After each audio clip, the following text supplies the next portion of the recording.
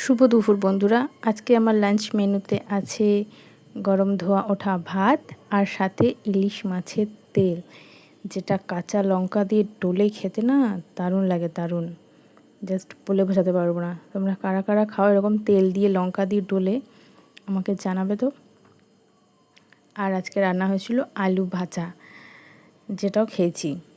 আর আজকে রান্না হয়েছিল ইলিশ মাছ, যেটা আমাদের বাড়িতে আজকে সর্ষে দিয়ে হয়েছিল। প্রথমে ঝোল করবো ভেবেছিলাম, কিন্তু পাতলা ঝোল কেউ খাবে না, এই জন্য আজকে সর্ষে দিয়ে রান্না হয়েছিল। আর এই দেখো, এদিকে আমি এখন আলু ভাজা দিয়ে খেয়ে নেবো।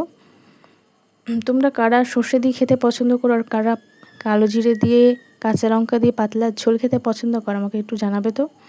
আমার তো দুটোই ভালো লাগে, কিন্তু আমাদের বাড়িতে পাতলা ঝোলটা কেউ খায় না, সর্ষে দিয়েই খায়। এদিকে আলু ভাজা দিয়ে খাওয়া কমপ্লিট হয়ে গেল। এখন খাবো ইলিশ মাছ, যেটা আজকে শোস্টপার। এই যে ইলিশ মাছটা এখন নিয়ে নিলাম, এটা দিয়ে মেখে, এটা কাঁচা লঙ্কা হলে ভালো হতো, কিন্তু আর কাঁচা লঙ্কা খাইনি গো, খুব ঝাল লেগেছিলো। এতগুলো কাঁচা লঙ্কা আগে খেয়েছি না, তো এটা দিয়ে মেখে খাবো এখন। পরে আমি আরেকটা মাছ নিয়েছিলাম, যেটা তোলা হয়নি।